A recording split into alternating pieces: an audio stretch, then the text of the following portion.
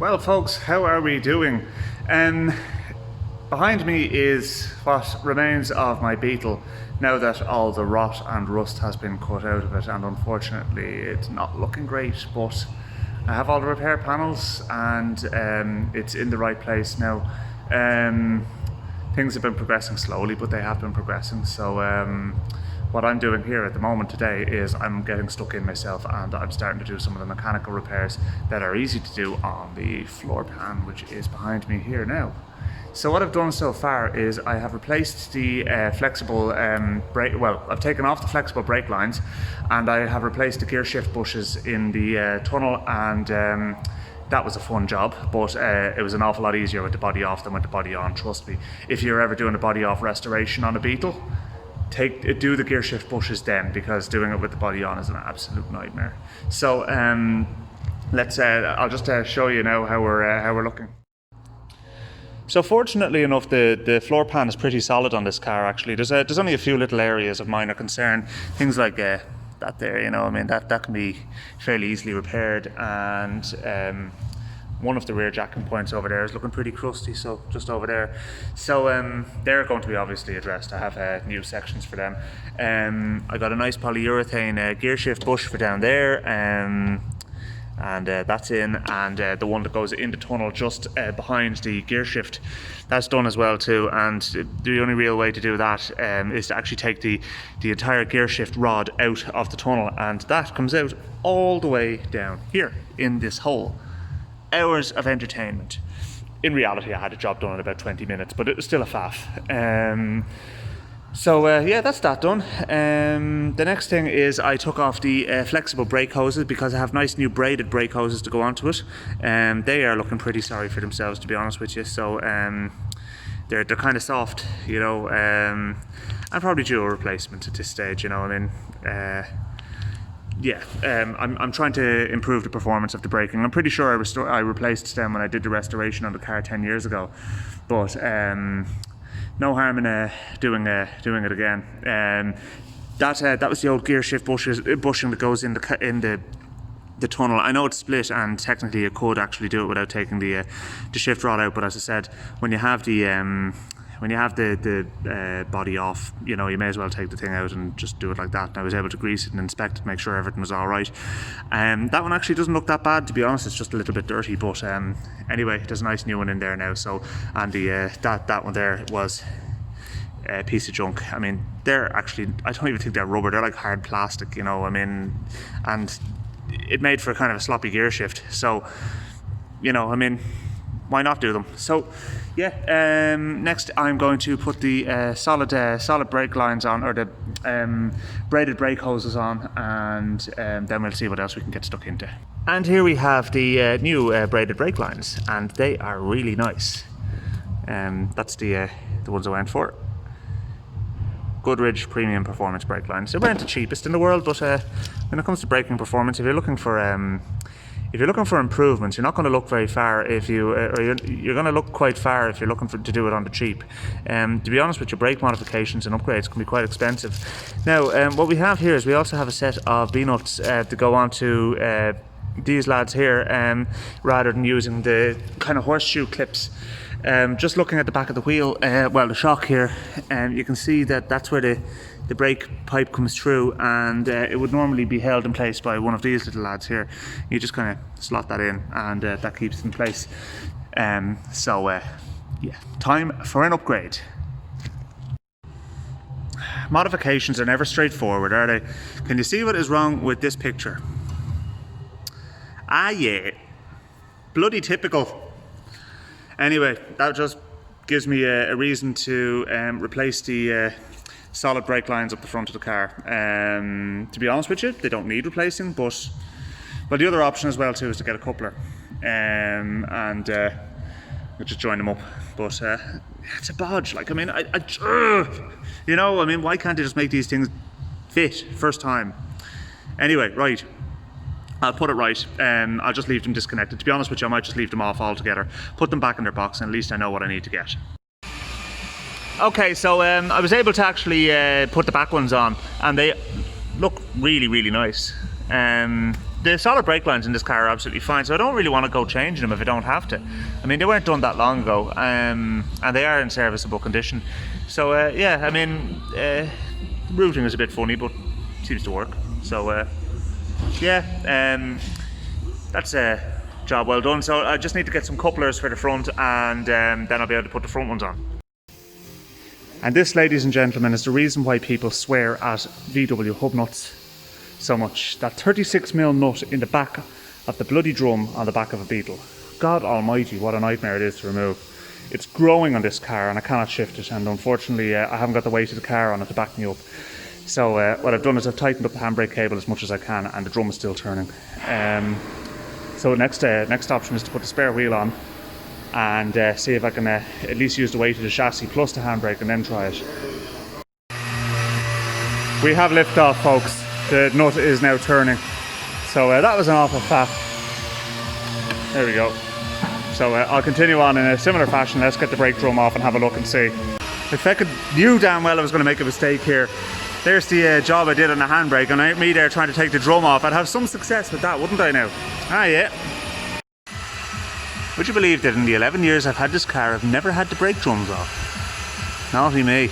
Anyway, it's a bit of crud in there, but to be expected. I have new shoes and new springs there for it, so let's start putting them together. VW, you've done it to me again. How the hell are you meant to get that poxy brake line in, or the handbrake cable in through there?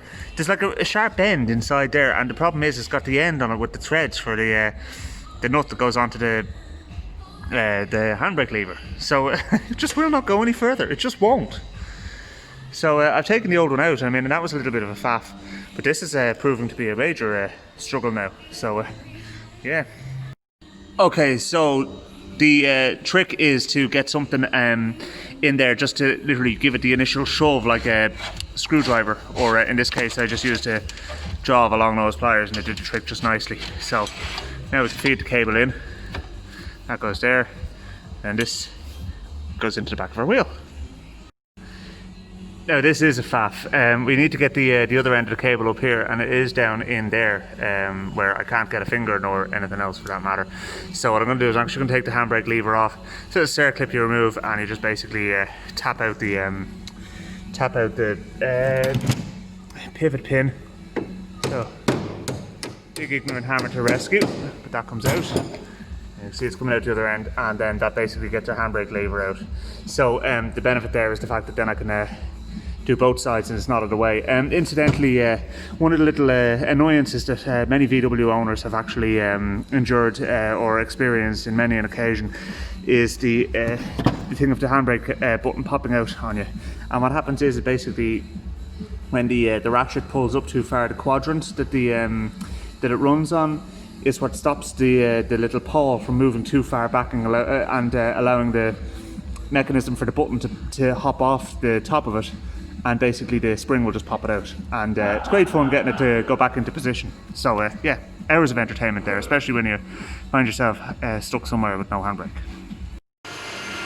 Alright, that was a faff, but once again, definitely handier when the body is off the chassis and you're not crawling around inside the car trying to do it. Yeah, that one there is true, and you can see the difference in length. I mean, obviously one's not adjusted up or anything, but the problem is the handbrake cables were miles out of adjustment. Now the back brakes were also miles out of adjustment. I'm going to have a look at the drum here and see what sort of state of play that's in. Actually not bad. I was expecting there to be quite a serious ridge there, but there isn't. Now what I'm going to do is I'm going to pop out the adjusters, which are these two lads down here, and they should just tread out. That's exactly what they're doing. And get them cleaned up and re-greased, and then we can start putting a new brake, putting the brakes back together again. Now that star adjuster there is fairly well stuck, so we need to address that. That should turn as well too. So yeah, we'll take both of them out. That one's stuck as well too, and get them moving again, and then we'll be able to adjust our brakes up properly. Alright, okay, so the back plates are cleaned off there now, and The adjusters are all greased up and ready to go, so they're turning nicely, both of them, and that's a nice job.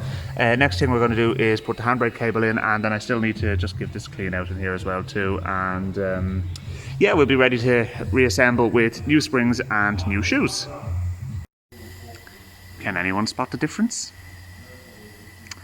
Ah yeah, wrong bloody parts. I got front brake shoes instead of rear brake shoes, and I don't even have drums on the front of this car, or discs, so they're no bloody use to me whatsoever.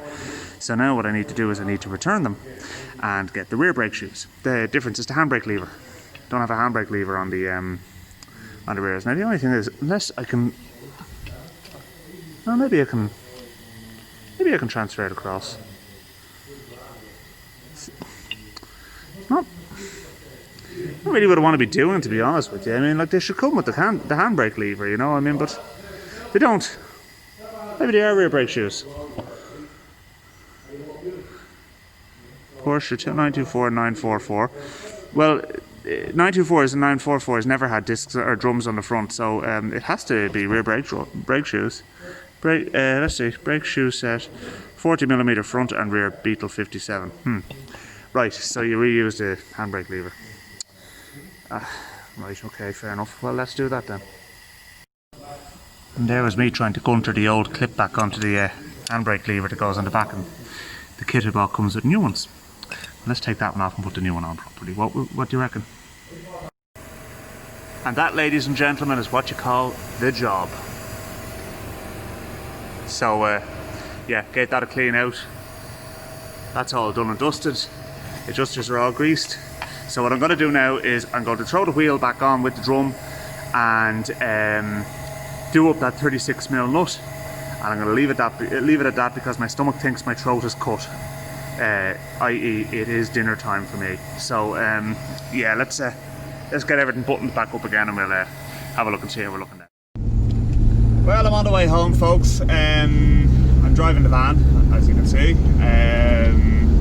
Wanted to take it out for a run anyway, and because I'm going to be bringing it off for the week, and I made a couple of other little tweaks in it. But anyway, that's not the purpose of this video. This video is all about my Beetle, which I really miss at the moment. So yeah, I'm dying to get it back. But yeah, I'm actually really happy with how much I accomplished today.